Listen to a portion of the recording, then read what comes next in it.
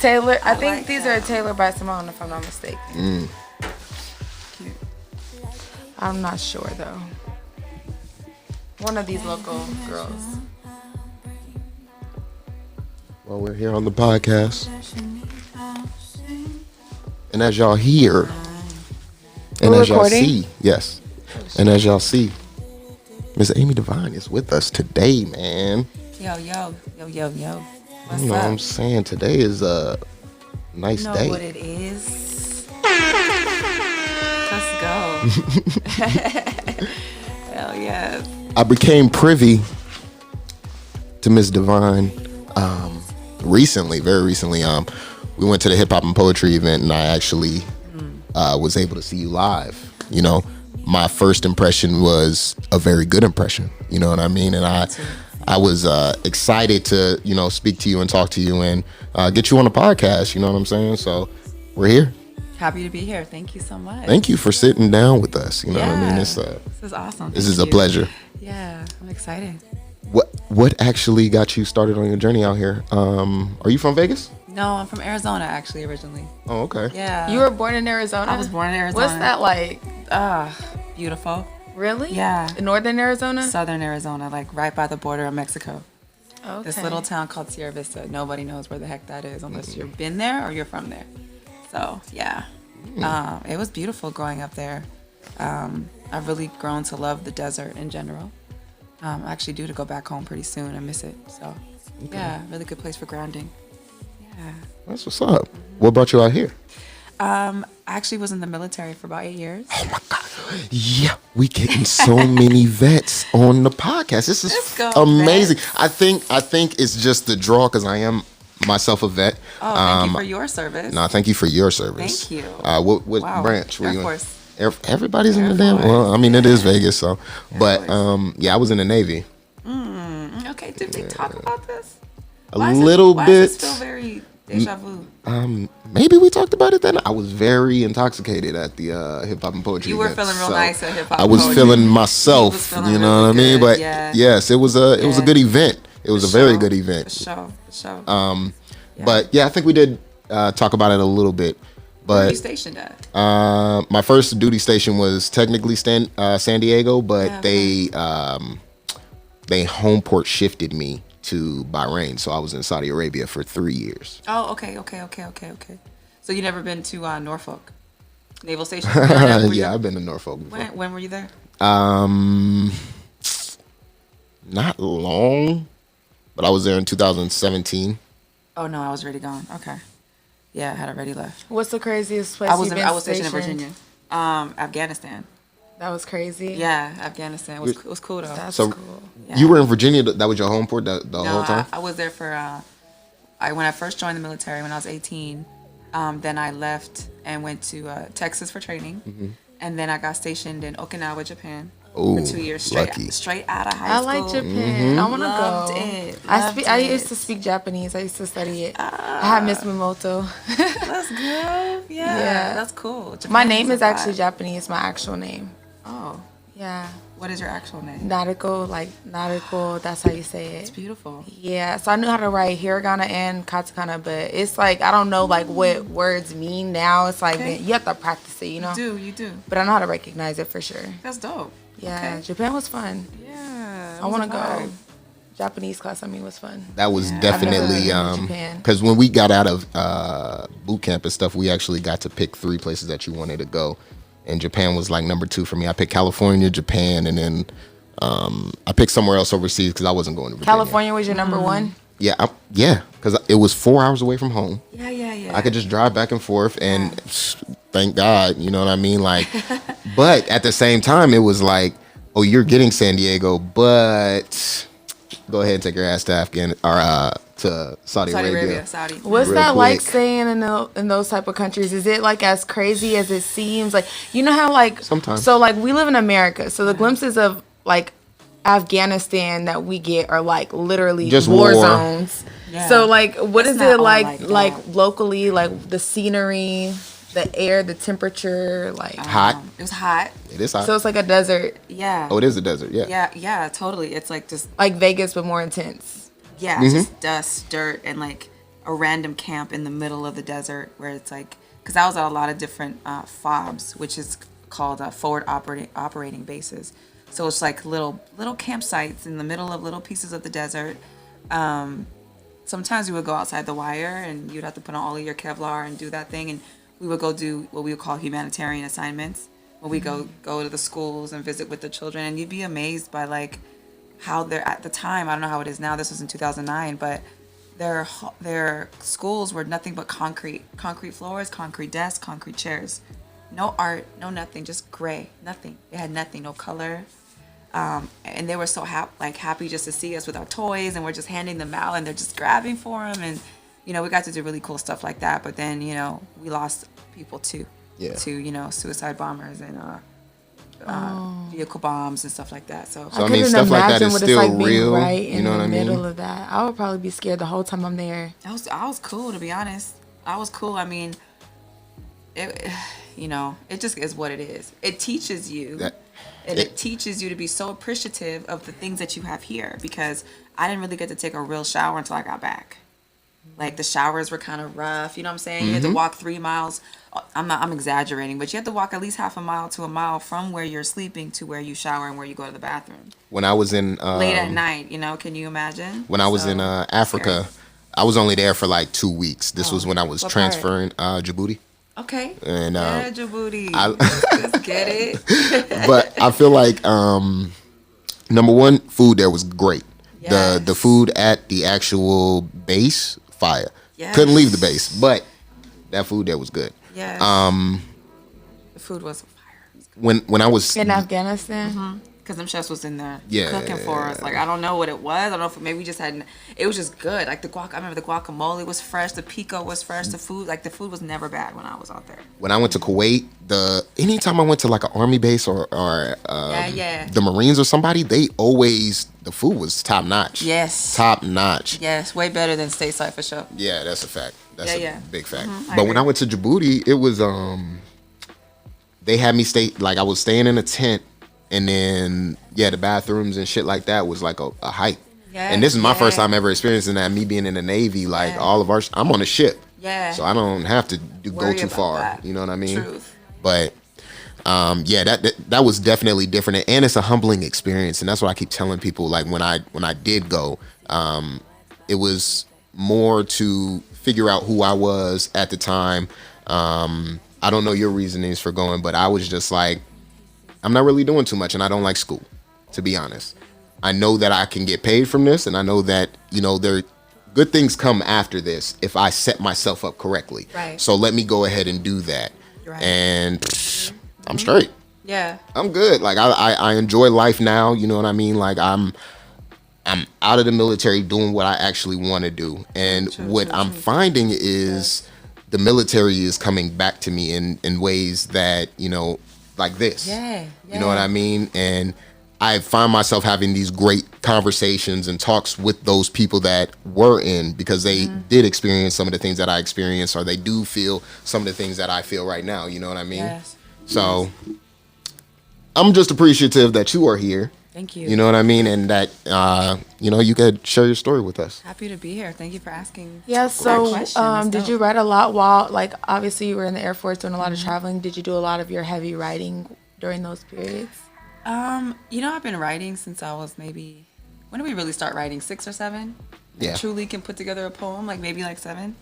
That's when I started writing, and then I did, my dad was a poet. So I was kind of like always, my dad was always reading me poetry, reciting me poetry in Spanish and in English all of the time. Oh, you speak Spanish? I don't. Only a little bit. My dad was Puerto Rican. Okay. I was adopted. My story gets pretty deep. But so I was adopted. My dad was a poet, and we spent a lot of time together because my dad ended up being a stay-at-home dad for me.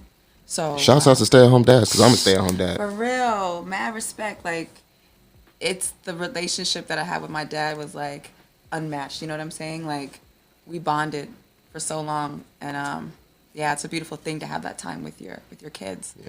Yeah.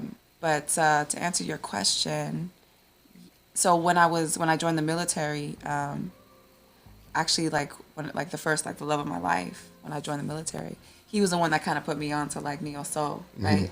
Because I grew up in a house with a Puerto Rican father and an Italian German mother, so we listened to a lot of Spanish music, right, and a lot of like Journey and Phil Collins and Fleetwood Mac. I grew up on that. Yeah. I didn't grow up on a lot of what they call black music, right? So when I got to Japan and I met him, he put me on to Jill Scott, made me mixtapes and stuff, all of that. So that's what really got me into the spoken word world. I was like a poet mostly for a long time, and then I loved Jill Scott when I was a kid. Too. Yeah, you know, and still, she's still so inspirational, and a lot of her music still like evokes that emotion for sure. But that's when I started writing a lot of my poetry when I met him, and he put me onto that movement. And then that's when I was like, oh, you know, flowetry, what? You know, Yes. Oh wait, I could make music Flowetry like this. was fire too. Man, you know what I mean? Like, so flowetry, Jill Scott, Erica, they really like put music more in perspective for me. Like, oh, this is something I could do. There's a space for me here. You know what I mean? So, yeah. That lane is wide open, and I feel like you fit the mold. You know what I mean? From what I've heard, from what I see. Thank you. Are you like? So when you first got started with all of this stuff, did you see yourself taking it this seriously at the point that you're at right now? You know, it was more so of like, and I still want this. I was like, oh, I just want to be a songwriter, right? Which I do. I really still want to do that. But it wasn't until I released Spells, and my manager, who was my manager now, used to manage me back in the day when I lived in Virginia. So I was doing a lot of modeling in DC. So he was my manager for modeling. Okay. And we had kind of kept in contact here and there. I put out Spells. He hit me up. He's like, what are you doing with this? And I said, no, nothing. I just wanted to put something out. Just say I did it. He was like, oh, no. We need to push this. This is a special project. I'm like, okay. So here I am, you know. But I really didn't expect to like really push it this far and like perform like I'm performing now and do all these things. But now I'm just like, now we're like in the momentum, and it's like, let's just go for it. And See aren't what you glad happens. you did that? Absolutely. I think it would have did myself like a disservice. And, you know, anybody else who enjoys my music and enjoys performances from me, I feel like that's a disservice to the people too, because as artists, you know, we're here to show our gifts and influence, and also ensure like people like, hey, you're not alone. Like, we're all going through shit. You know what I'm saying? So, and I was just telling my friend last night, like, you have a gift. Your gift and your mission is to share that gift with the world. That's what you're here to do. That's why we're here. We brought our gifts with me from wherever we came from the planet that we came from. So, it's a disservice to everybody, especially yourself, if you don't. So how did you feel like the first time you had to perform? Like how did that go for you? Like, let's talk about your first performing experience. Sure. And how old were you? It doesn't even, okay, let's go more into your adult life when you started to like really take this as like your craft and career. When was your first time you performed? Wow. Because we all performed when we were kids. Yeah. As an adult, I mean, what sticks out the most to me is the first time I actually started doing poetry out loud.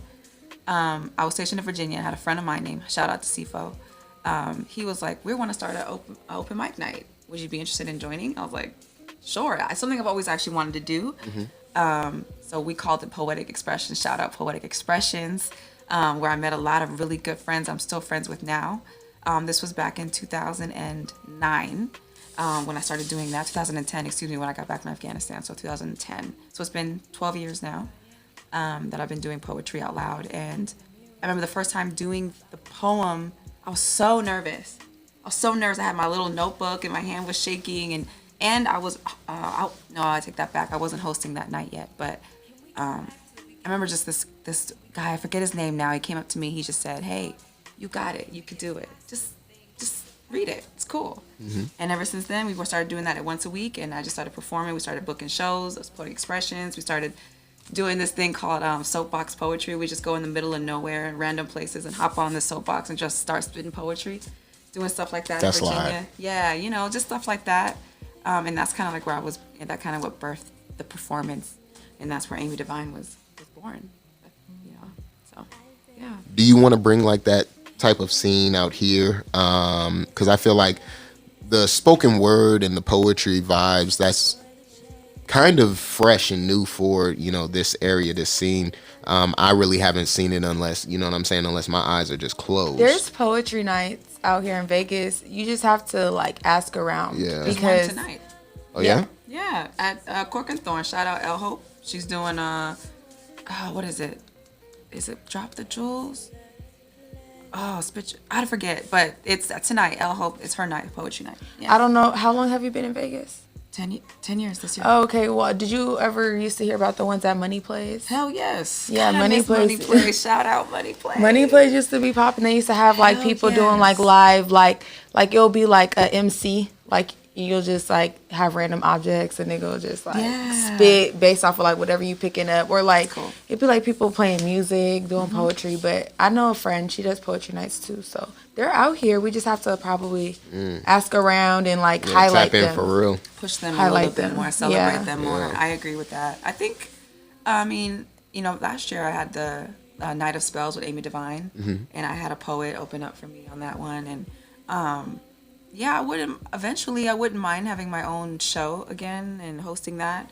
But right now, that's just not on the agenda. I have some other stuff I want to push out. But by the fall, maybe. Gotcha. Yeah, stay tuned. Y'all don't know. You know what I'm saying? I don't know. Yeah. Now we probably, because you say you host, Yeah. we got a lot of opportunities over here that Especially we need when we do hosts. First Fridays, because we have like performances and Okay. like we want to start introducing more poetries and Okay. more women, songwriters, singers, things like that. So Yeah, Okay. for this First Friday, we're gonna have Randy Yaneke, Yeah. Ambitious Ming, and the one and only Zeke. Okay. So they're gonna be coming through, Okay. performing some poetry for us. Dope. So you could probably bless us with some performance and like help host Yeah, one or of these, something. you know what I'm saying? Like, we're gonna do Juneteenth. I need all of the soul out for that. You Okay, know what I let's mean? talk about it. So, Yeah, definitely let's want to Get some tap in. flowetry. Get some flowetry. So that way we can like Okay. incorporate the musicians or the music, Sure. the vibe, set the vibe. But that would be Especially dope. since this is Yeah, going to be let's like the talk about that. really the first Juneteenth that we are celebrating outside together. Yes, You know what I yes, mean? yes, So yes. I definitely want to do something for that. So, Okay, let's definitely talk about it. That sounds dope. Yeah, So, I haven't hosted in a long time. I want to ask, Yeah. how do you? Because of course, when you write, because I write, but I don't do public speaking very well. This Okay. is public as it gets. Okay. But like when Killing you it. write, do you ever like have writer's block, and how do you overcome those, or like how do you open up your mind to be receptive of creativity for you to write it down? It's a great question. I actually just recently broke out of a writer's block. Really, how I do that is try not to get frustrated. Just like kind of like take a deep breath, because the things that you want to write, this writer block that you're having, it's all in your head. But the poetry and the words and everything is already inside of you, right? You just got to get it out somehow.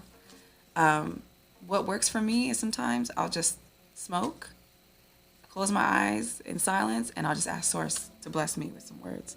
I'm like, hey, guys, I need some help. Talk to my guys, talk to my ancestors. Hey, y'all, I need some help. Actually, that's what I did for Hip Hop and Poetry Night. I wrote that piece, those two pieces, a week before the show. I hadn't written poetry in so long. I've been so focused on the music, right? And songwriting and poetry are very similar but very different. Poetry really is like you just really sit and you really write something, versus like songwriting. You have a You beat have to have and you like cater a to the beat. flow, like because when you're writing, you can like change the flow or change like mid sentence. You can change it up Exactly. But with music, you have to stay on beat. So how do you incorporate putting your words that you've written into music? Because when I write, it's hard. Like I'll write for days, but then trying to find the song for my words gets a little complicated. Oh, when you do it in reverse, like you have the lyrics you're looking for. I mean, I usually write to music. I'll be like collaborating with a producer, and we'll just kind of do it in tandem, kind of thing. But sometimes I'll have some lyrics that I already have. So it's almost like intuitively, when you hear the beat, oh, I have some words for this. Oh, I know what would work for this. Like if you wrote 'Cause you roses have are red, all of violets your are blue, stuff and written down, that beat hits, and you're like, oh yeah, roses are red, violets are blue. Like this works right here. You know what I mean? Like I feel like this. If you tap in intuitively, a lot of the answers are already there for you. You already know what to do. You know what I mean? That's some good insight. Yeah, you already know what to do. Sometimes we just question ourselves and we don't trust ourselves. And that's what I'm personally working on is trust of self more, especially when it comes to my artistic ability. If we trust ourselves more and follow our intuition more, I feel like we could go farther in a lot of aspects of our life, you know? Yeah. Damn. I like having you here. I like being here. This is dope. Thank you. Yes, of course. I'm so glad to be here. There was something else that I wanted to ask you. Damn. I know. He won't leave you alone. That's your homie. Every episode. Hey, Fred. Every episode, Fred? Every episode. Dang. It's him and his cousins because I think flies only have a 24-hour lifespan. Something like that. That's what I heard, but we don't know if that's fact. Quick death. When so I've been tapping into the music. This is your first album? Yes. Okay. So with this body of work, where did the inspiration and stuff come from? Came from losing both of my parents. My dad transitioned in 2016 and my mother transitioned in 2020. And then also at the time, this was like 2020 is when I really sat down and like really worked on the project. So also was going through a divorce.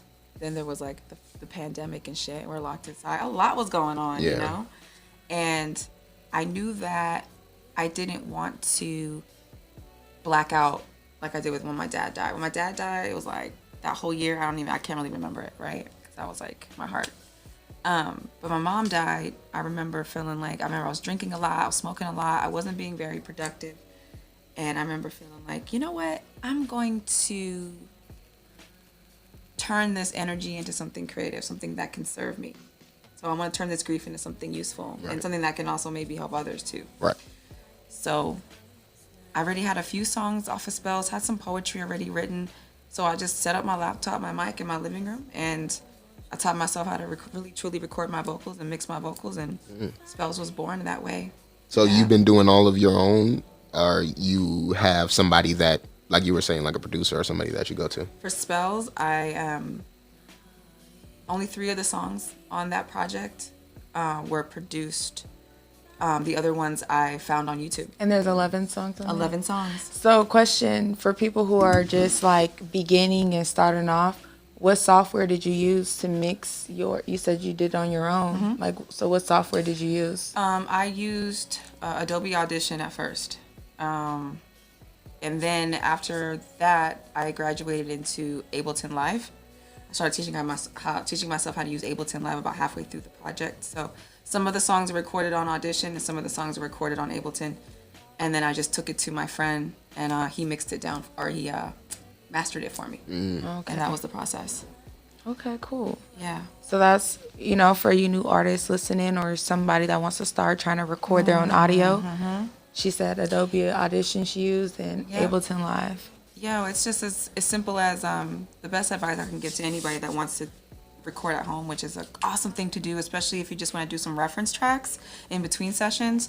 All you need is like a mic, an interface, your laptop or your computer, and YouTube University, man. YouTube University. I feel like we're all graduating from YouTube University. YTU, bro. That's a fact. Yeah. I'm about to join and do my own classes in a second. I'm gonna be a professor. Do that. No, for real. Do that. My boy Israel, I guess, just dropped his album. Ray is my last name, and all YouTube beats.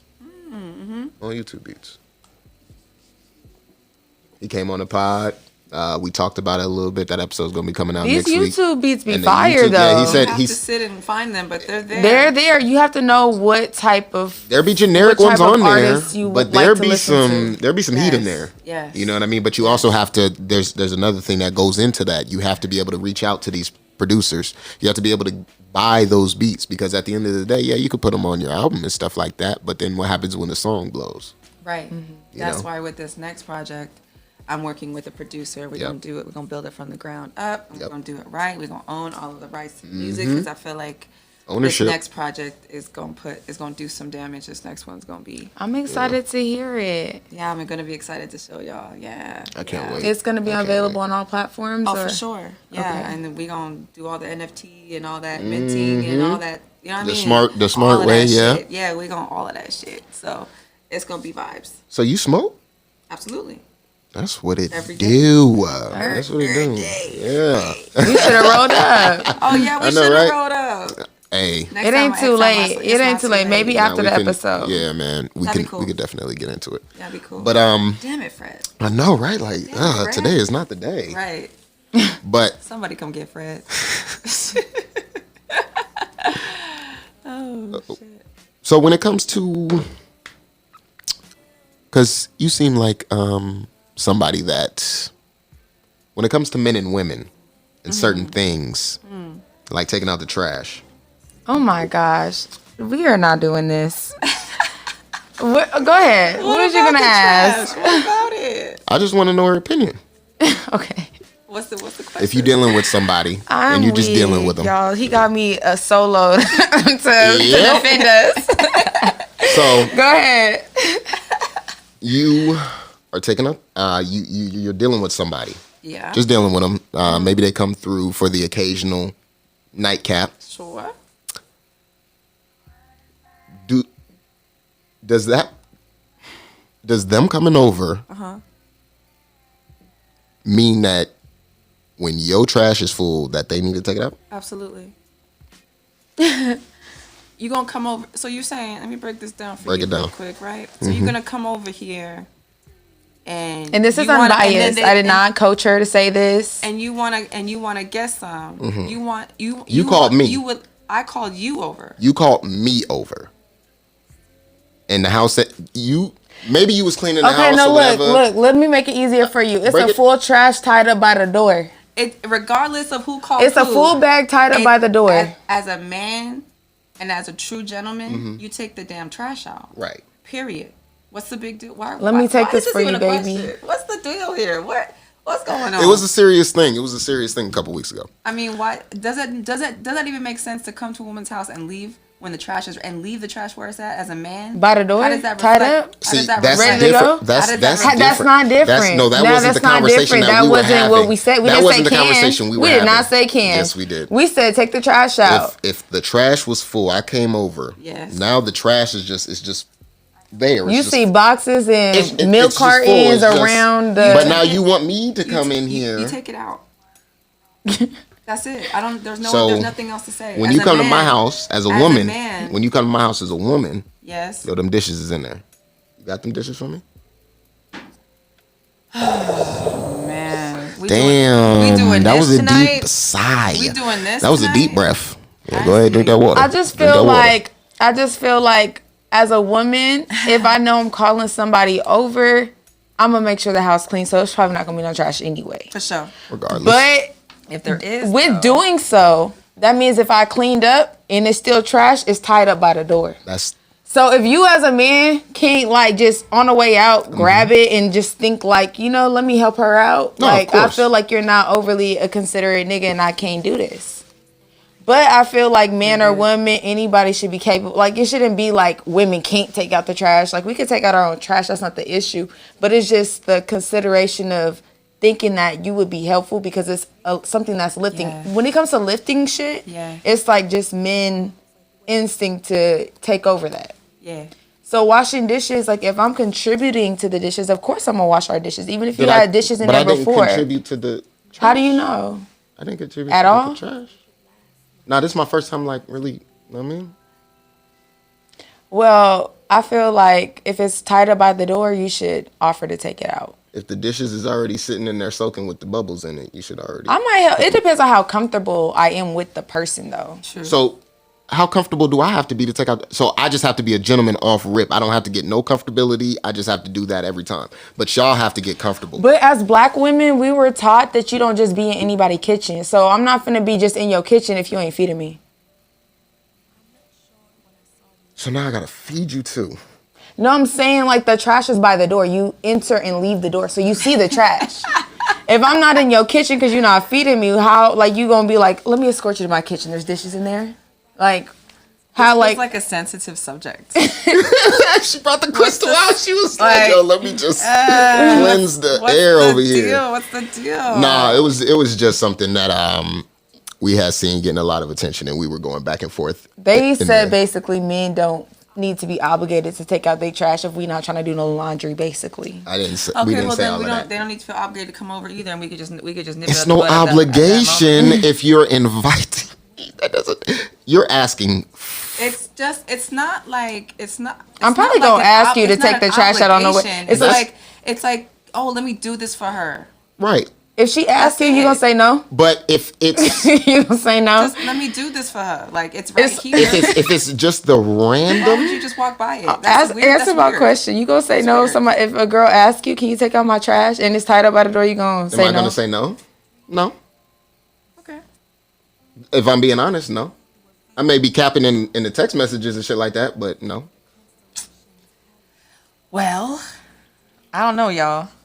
I don't know. I mean, because when you put in that situation, do you want the buns again? What again? I feel like it kind of shows too that you're not that comfortable, because I feel like if you just come and dip, because I feel like when you get comfortable, you're more observant of your energy in the space that you're in. So you're going to be more like in tune with what's around.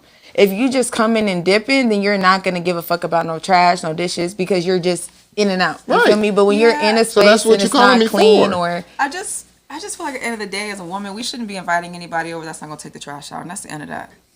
That's the end of that. I'm not inviting that kind of energy into my house. If you can't even take out my, you feel me? Like, I'm not doing that. Like, I don't attract that kind of energy, so I can't really relate to this conversation. Understood. But, like, any man that's been in my house always takes out my trash. There you go. And they ask me, "Hey, you got some trash I can take out?" Absolutely. But that's the type of woman that I am. I don't have to ask. You don't. Yeah. There'll be levels to this shit. Yeah. And that's what I'm trying to. So maybe that's what it is. The type of woman. Because the type of woman. Yes, because if she's taking care of herself and doing all of that shit. So you just fucking any type of woman, basically. But I'm saying, if this is like the first meetup or whatever, and I come over and your shit is just busted, you could and then you could go up inside of her, but you don't know if you could. Is she worthy of taking her trash out? Listen, that sounds so fucked up. I didn't say that. You implied it. Oh my God. I think what he's saying is that if you. Okay, well, first of all, if I walk in and she's not taking care of herself, I'm walking out. Okay, I was gonna say, because first of all, if you're walking into someone's home and their home is not kept and you're having sex anyway, that says a lot about you. Right. First of all. That's true. Because I'm not doing anything with anybody if their home is looking like disgusting. I'm not. Because what does that say about what you got going on? You ain't taking care of yourself if you ain't taking care of your home. There you go. Ladies, if I don't take my shoes off when I come into your home. Ladies, before you invite somebody over, make sure you clean that house. Tie up that trash bag, put it by the door. See if you take it on the way out. If he don't text him. Is that a thing, though? Do women invite men over without cleaning? Does that happen? Yes. Often. That's sad. I'm not going to say anything.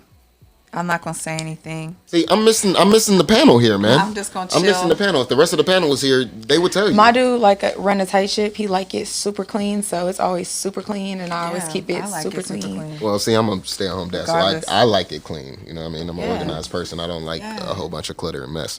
Okay. But take the trash out. Y'all. Yes, just that's it. Okay. That's all we need. That's it. There's nothing else. But at the same time, women clean up. Put that bag by the door, like I said. Put that bag by the door. If he don't take it on the way out, do not text him back tomorrow.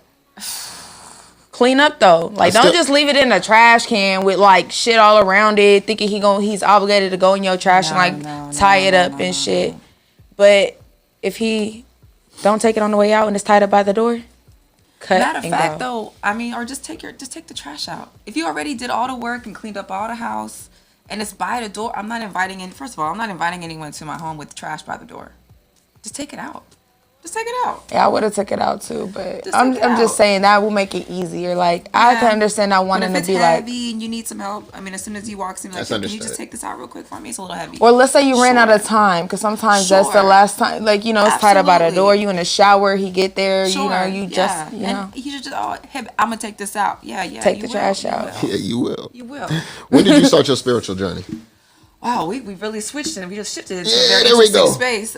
He wasn't expecting your answer, that's why. Go ahead. Now he mad. No, never. Now he never. mad inside. Are you mad inside? No. Because I expected this. This is what I wanted. This is what I needed. I'm just playing. No, that was dope. Thank you for that interesting discussion on trash by the dough. My spiritual journey truly started beginning of last year. Okay. Beginning of 2021, January 1st. And you was just like healing. In a major way. Like still grieving from my mother, still grieving from my marriage, still grieving from all that bullshit that happened there. And I just needed to like, that's what Heart Opener was about. I met a friend and she literally just helped me so deeply that she just opened my heart and just painted the walls and you know, let the sun in and reminded me that I can love again. Right. Reminded me that love is a safe place. I don't have to be bitter. I don't have to be depressed and sad. I don't have to be all that. Like I can be happy and I can be loving, and not even in a way of like in love with somebody in that way, but just in love with my friends, in love with myself, in love with my family, meeting new people, being open to that. You know what I mean? Just being open. And there's something really beautiful about that. So last year has been a really like has changed everything. Yeah. I think once I got into the military, I really started to not really question, but just really try to figure things out for myself. Yes. And yes. I wanted to do a lot of growing because I felt like under you know my parents and stuff like that, it was hard trying to really figure out who I was and what I really wanted to pursue and stuff like that. So when I finally got up from under them, you know, my spiritual journey started, my healing started, realizing certain things. Just because they were set up in a way doesn't mean that we have to keep going in that way. You know what I mean? The Constitution is still around, and there's a bunch of shit in there that doesn't matter. Yeah. So, yeah, my whole journey started right when I joined, 2012, and then from there it's just been an uphill battle because I've been trying to really figure out what this is and what I'm looking for in it. You know what I mean? Totally.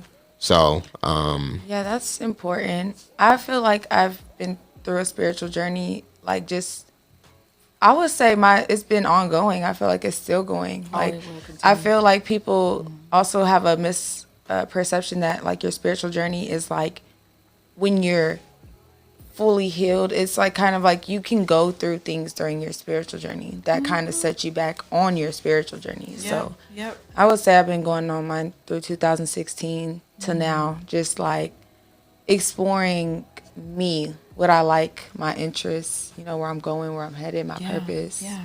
Yeah, so I think that's important for everybody to tap into their divine inner self. That's it.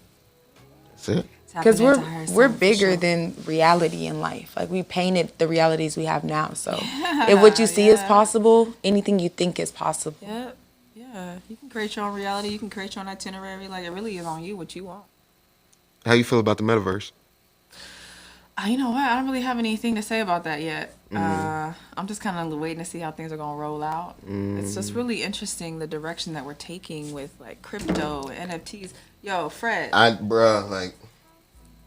He's like right here. We can talk about NFTs a little bit because you said you're gonna get an NFT for your next artwork. Album. That's the plan. Yeah, that's the plan. So, basically, go ahead and explain it for people who don't know what NFTs are in a way that they can understand. Because a lot of people are like, what's the purpose? What's the point? Oh no, I'm still very much learning about it myself. It's still pretty. I think new. we're all trying to figure it out. So, from my understanding, it's basically just like it's like rights to artwork, but it's all digital. But it's kind of like it's equivalent to having a Lamborghini. It's like a flex. Yes. Yeah, yes. I mean, I understand what they're trying to do because everything is ever evolving. You got to understand where, you know, currency even comes from. Yeah. You know, they made currency, and then for how long have we had this same, you know, system going? Now we want to switch it up. Everything is ever evolving. You got to look at technology and shit like that. Look at cars and shit like that. We have to keep looking at things as moving forward. And this right here they putting goggles on motherfuckers. Oh yeah, my homie has the goggles, the 3D goggles, where you can literally like, or the virtual reality, and you can sit But in a it's room different. with a homie, and like it's like people are going to we're basketball going. games That's where we're going. through the goggles and The stuff. VR, the VR, right? Yeah. Yes. So it's like this experience that we're getting right now. The NFTs Soon though, it's like it's more in depth than that. They're saying that it's like a new form of money laundering because literally nobody can tell you that it's like. That's what this is. It's ever evolving. It's changing. It's changing the way money is looking. The currency that we have right now is slowly becoming obsolete. Yes. Everything is going digital. You really don't pass out money like that. Everything is Cash App on your card. Yeah. We're getting away from paper. So now the whole crypto shit. But if that's you started dangerous. you would think that, but the way that technology is moving, it's moving into a way that this will be the norm now. No, I say it's dangerous because NFTs is a different story. That's like money laundering, like I'm talking about like illegal money. Like they over there doing some shit because nobody can tell you, my painting's not worth $1.4 million, so I'm gonna sell it for that, like type shit. But I'm talking about as far as like it's dangerous when you have cash. Back in the day, people had to run up in your house and take that shit. You feel me? Or like rob the bank. Now we have hackers. We have things that can like penetrate electronic data. But that's what I'm saying. As perfect as we can make technology, electronics is not like nature. Like it's all like there's always going to be a flaw somewhere. That's why we always there's a flaw in the system now. That's why it's always developing. Somebody come get it. Please. It's always developing. So I feel like it's, I don't know, more dangerous that we're moving to digital. Well, I mean, that's the only route we can't go backwards. We can't take, You know what I mean? It's like, you want more money to be printed? It's like they're already talking about we don't have enough money. Could we not go backwards? Like, what if you started asking for cash? Like, is the value of the dollar going down? It's been going down. It's going to be obsolete. That's why Bitcoin takes money and shit, like the exchange rate and all of that. That's why crypto is the thing now. Yep, and it will be the thing. Continue to be the thing. So if you're not on board, get on board. Get on board. Start buying some figures. Yeah, exactly. Yeah. Shiba's still available. Get some Shiba. I got some Shiba. Yeah. But that shit is like. Yeah. That's the same way Dodge was at the beginning. I heard that. Yeah, I'm just gonna let my Shiba sit there. Exactly. I'm gonna just let it sit. Stocks. I got a couple mil of Shiba. So I'm gonna just let it sit in there. A couple million Shiba. Not a couple, like I have a couple million of the things, but that's because it's like if it hits though. Yeah, if it hits, then it's like, woo. Yeah, same. Mm-hmm. Yeah. So that's what I'm waiting for. Yeah, we'll see how it goes. But I'm ready to see your next project. When do you think you're gonna perform next, or when do you know you're gonna perform next? Well, we're in negotiation right now with a couple of venues. Okay. So definitely be on the lookout for some March performances for sure. Okay, well maybe February if you come out for our first Friday event, if we're having performances. Are we? Yeah, we're having performances. Yeah. Okay, yeah, let's talk about it for sure. We can talk about some things. Okay, yeah. Yeah, it'd be cool. I want you to go ahead and let the people know where they can find you, where they can listen to your music, and all of that good stuff. All right, y'all. Well, I go by AmiDivine. You can find me on the gram, XOAMIDIVINE. And if you go into my link in my bio, that'll show you all of where you can find my music. It's basically available on all streaming platforms. So check it out, vibe to it, share it with your friends if you think they'll enjoy it, and be on the lookout for some stuff I got coming up because this year is going to be a busy one. So make sure y'all check her out, please. Music is fire. You know what it is, podcast. Thank y'all so much. For thank having you. Me. So follow us on Instagram at You Know What Podcast. Let's go. Follow me, Noriko Paris, on IG. Let's go, Paris. And yeah. So that was our episode today. I want to thank Amy. I want to thank Paris. Vibes. Archangel on the board. Thank you. We are out. You know what it is. Yeah.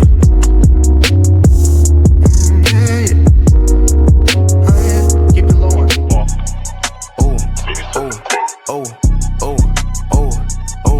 Oh, yeah.